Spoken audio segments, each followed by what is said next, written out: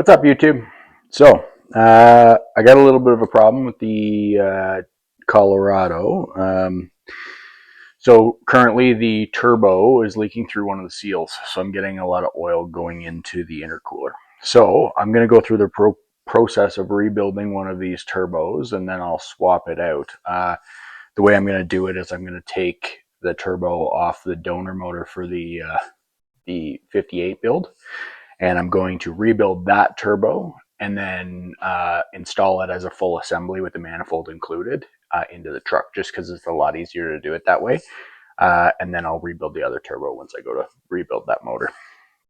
So this turbo that I have pulled apart, I've pulled it apart and cleaned it. And we'll walk through this. Found on the hot end, I've got some stress cracks. So I've cleaned this housing, marked it all up. The white paint marker is where my two stress cracks are. So what I'm going to do is I'm going to repair those cracks. I'll walk you through that right now. And then what we'll do is we'll set up the turbo housing in the mill, center it off, and then remachine it, that flange, down to its appropriate spec. And then we'll walk through the rest of the turbo build. All right, first things first, we got to grind out the damaged area. So we'll remove the crack. These cracks aren't very big, so it won't take too much.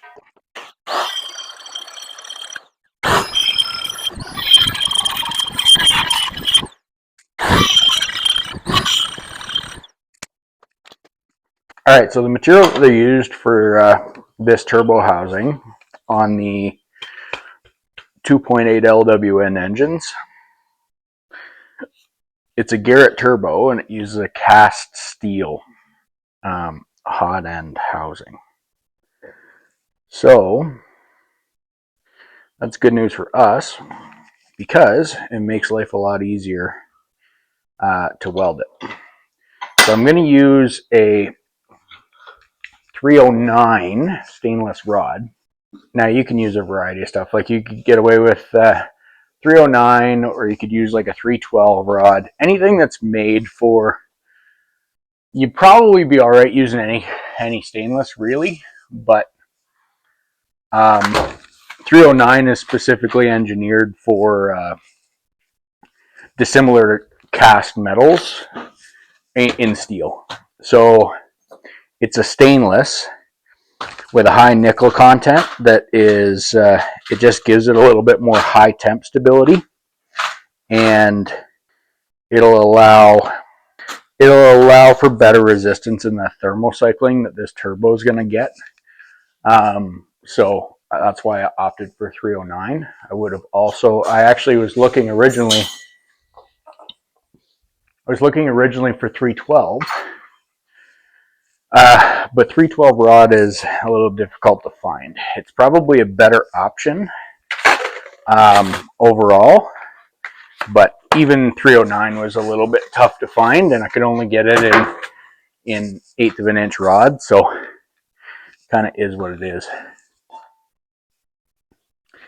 So with all castings, you want to make sure that you preheat the part.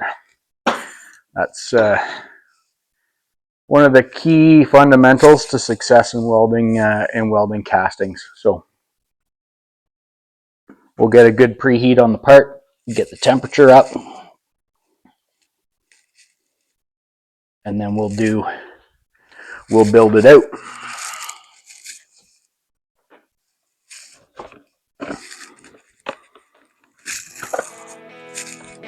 So you can throw the part in the oven. I'm just going to use a MAP gas torch here.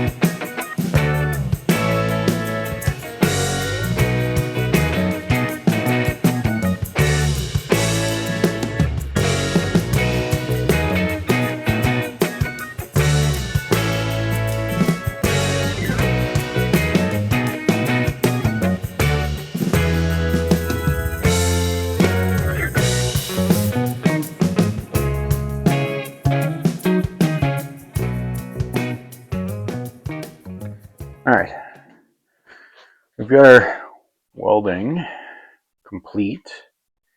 I left it in the oven with the oven off, but I left it in the oven overnight just to cool slowly. The oven's insulated, so it seemed to have done the trick. So now what I need to do, so what I've done is I've deburred all this, brought it down to profile. These aren't machine profiles, these are cast profiles, so I just reprofiled it the way it was. So that's looking good, it's nice and clean, good airflow, nice and smooth. So now I need to cut this added material out of the flange. So we'll do that next, and I'll show you how I'm going to do that by centering up the top bore here. So I've got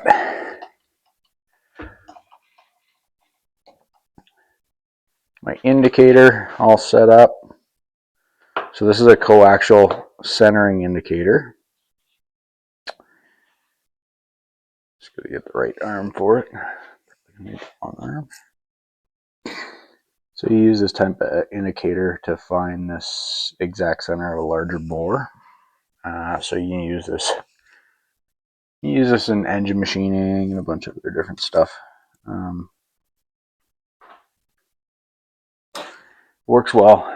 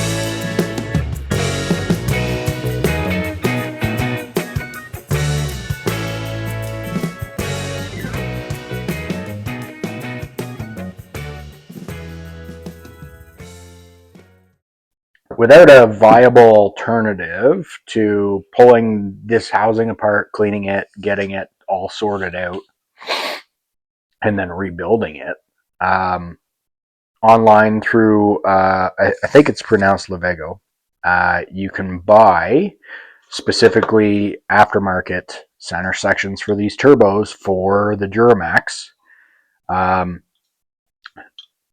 So just look them up online.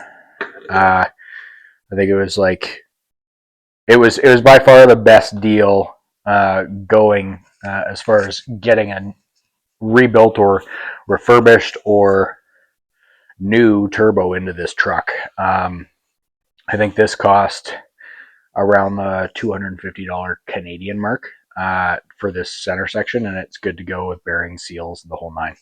So we'll give it a shot, see how it goes at that price point. I think it was worth the risk of running it, and we'll see how it holds up. Time will tell. So I'll show you how the assembly on this goes. I'm just using the box with the hole in it just to hold it in place there. Once you get your old turbo pulled apart, the hot end side with the variable guide vanes are they're used to control your turbo output. So this mechanism operates off of this arm right here. So this arm rotates, and it rotates the little cam on the backside.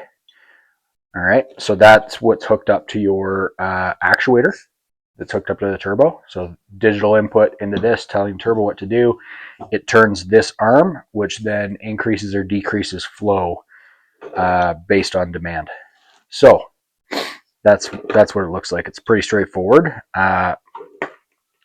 So to get this thing rebuilt, what we need to do is we need to take our old housing out. So I've already taken the pieces out. I've already cleaned these. I put them through a tumbler, and I just used, I think, walnut shells, which is a nice soft media that's not going to do any wear or damage, but it'll clean it up nice.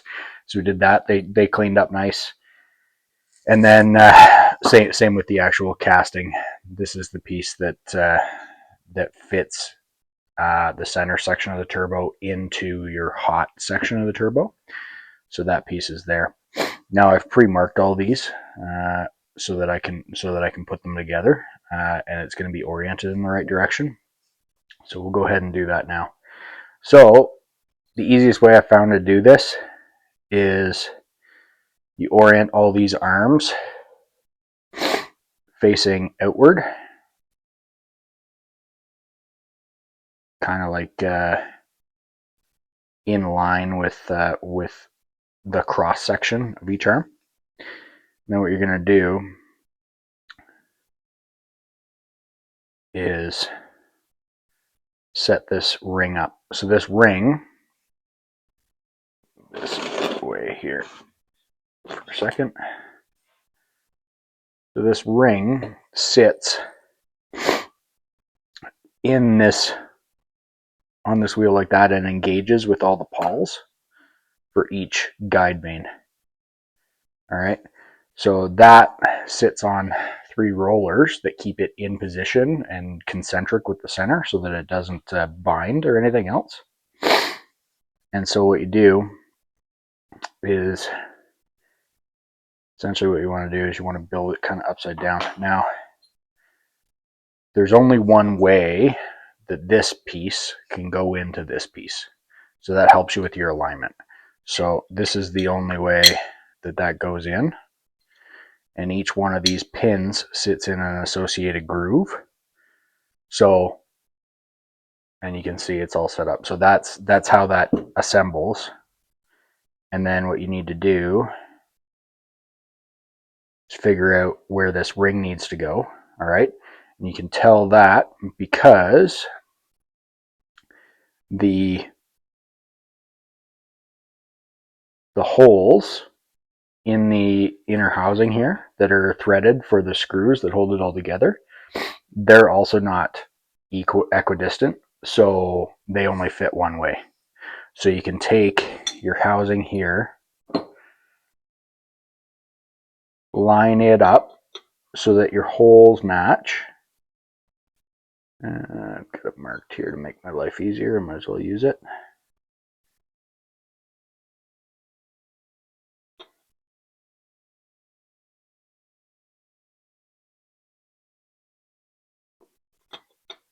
There we go.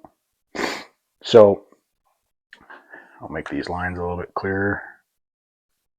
So that's how it fits in the housing, which means that I want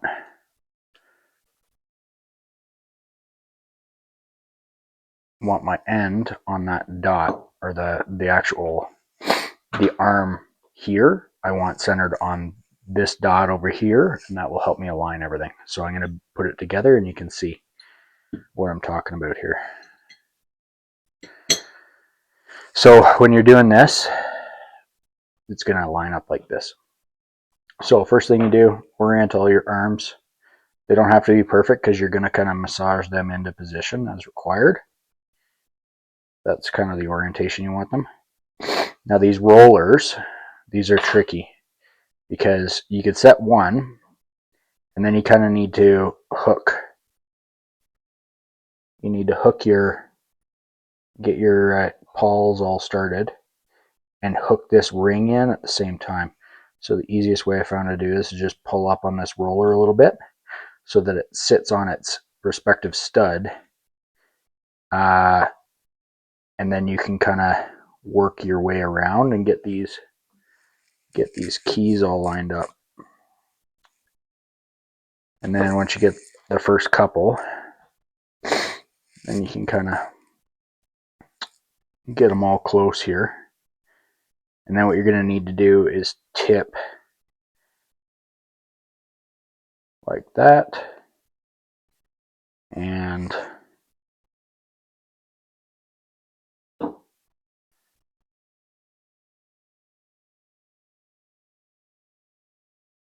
like that, so that you can get all three rollers engaged with the ring and on top of their respective posts. And then it's just a matter from there of finessing all your pawls into location.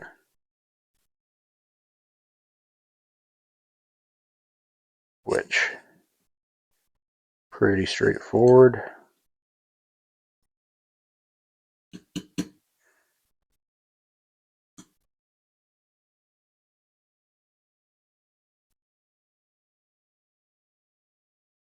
There you go.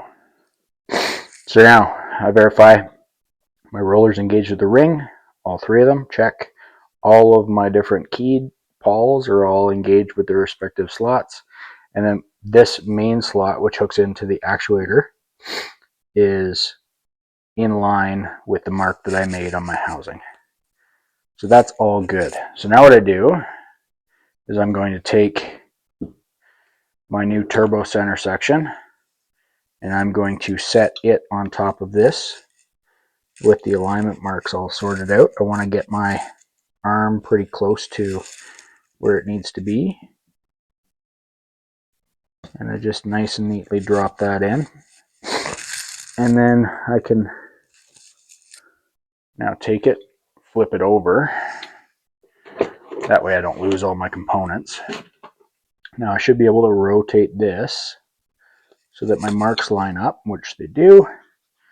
And that's all good. And now I can move that arm, and that in turn, let me show you, move that arm, and that in turn is moving all of my guide vanes. So I know that that arm is engaged and working correctly. So now I'm going to take this, I'm going to take my 3 screws, I'm going to put them in the housing, and I'm going to snug them down by hand and make sure everything sits flush. Now for torque spec on this, obviously it's a little bit tricky to find online. So I went with the generic torque spec for this size of bolt, which is 35 inch-pounds. And when I broke it all apart, like that's pretty close to what the braking torque was, in my opinion. It wasn't much. Okay, so I'm sitting nice and flush. My guide vanes are all actuating nice and freely. Very little, actually no binding there, which is nice. That's what you're shooting for. You don't want any binding. Nice and free. Okay, I'll get my torque wrench. Torque those down.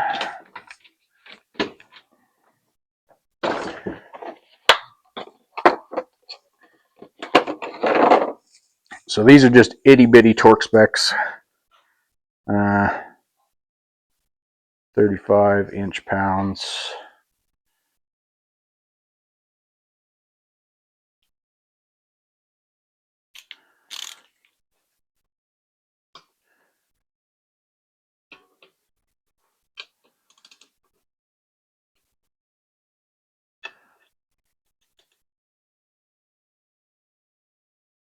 There you go. All torqued. So that is the hot side and how you assemble that.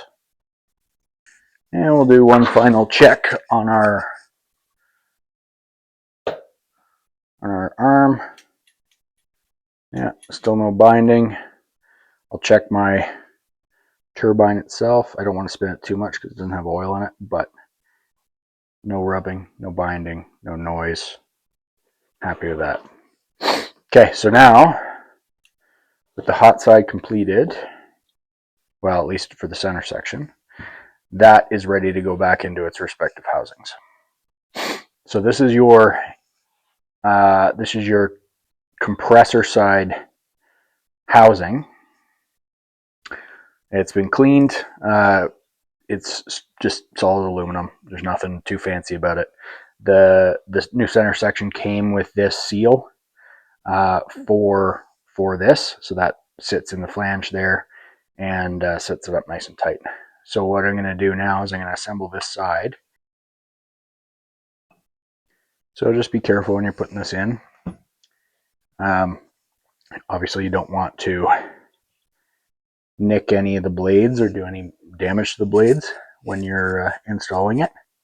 And then you want to verify after it is in line that there's no rubbing, no binding, doesn't touch the housing.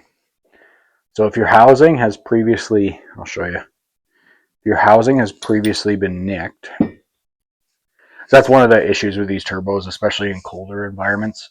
These blades tend to get covered in oil / condensation, and then they will freeze and bind up, or frozen particulate gets in that intake side and then goes through the compressor, which then bends the blades out. And so on this housing, I can barely even see it. Yeah, there was a nick right in here, and I blended that out just to get rid of the potential for that happening again. Like you can see, you barely see it now, but yeah, like that was actually protruding out of this flange. So you got to be careful with that. Just make sure you inspect it beforehand and make sure it's all good to go. And then if you find a nick and you do need to take it out, your best bet's a Brillo pad. This has enough bite to like take down the high stuff, but not enough to really damage or distort this profile, right? So that's the easiest way I found to do it, is just hit it with the Scotch-Brite and bring it in line. Okay, so this, go back in here, nice and gentle, give it a little push, make sure it's seated. And I'm gonna put a couple of these screws in just to hold everything in place so there's no fallout.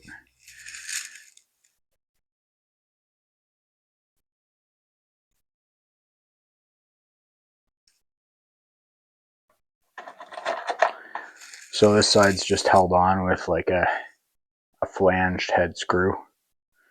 That run all the way around the edge, and then they just kind of hinge down. center section onto the intake, which makes it super easy to adjust the angle, which we're going to have to do when we go to install it, just to make sure everything lines up. We'll have to rotate it a bit. So we'll do our best. What we'll probably do is build this whole assembly up with the exhaust manifold, everything all ready to go, and then we'll pull the leaking turbo off the truck, bring them in, set them up identically on the bench just by rotating it, doing whatever I need to do there, and then go out and just reinstall it, or install the new one rather.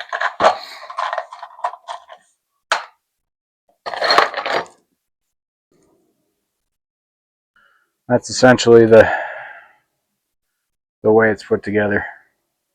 The downside with the Lavogo Auto Parts stuff is it doesn't come with any diagrams on how to do the install or anything else. The seals that I bought from L-Ring, they do come with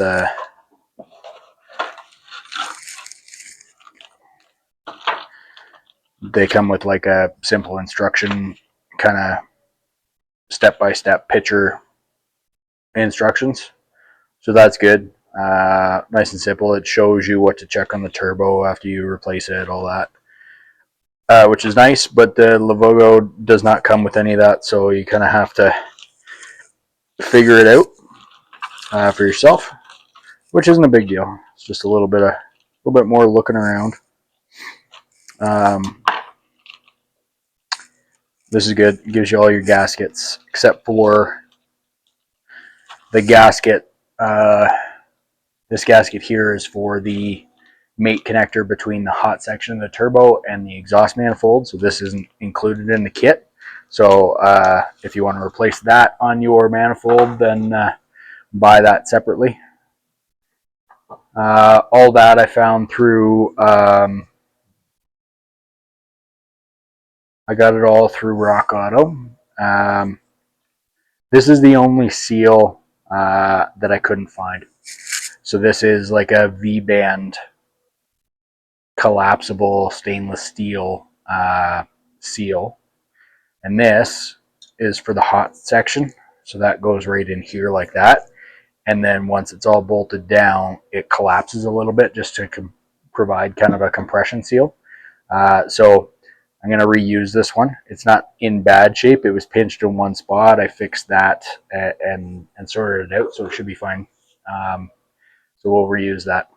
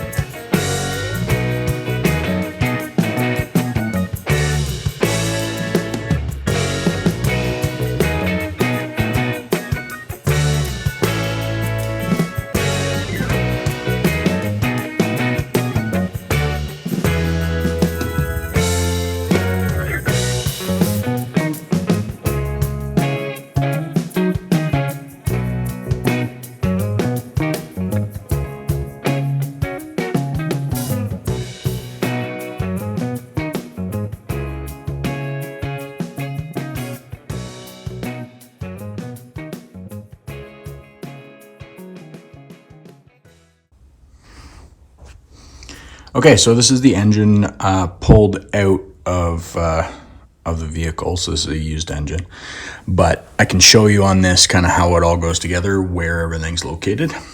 So up here, you've got your oil pressure line that wraps in behind the turbo, around and down into here. So this right there, that fitting, that is your pressure into the turbo. It's your oil pressure line.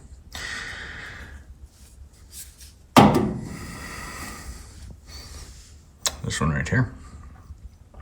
This is your oil return line.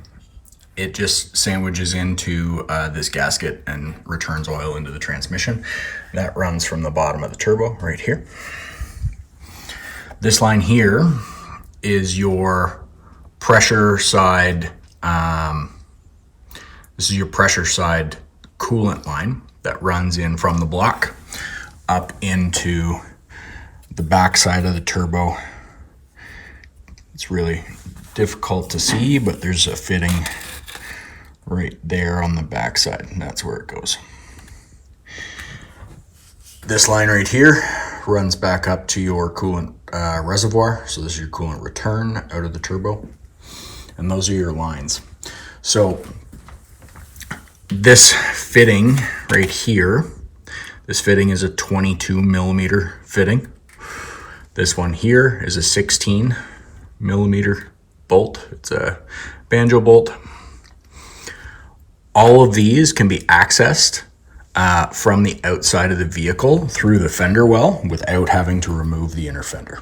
So do that obviously before you put in your exhaust downpipe, and you'll have clearance to do all that. And that is how it all goes together.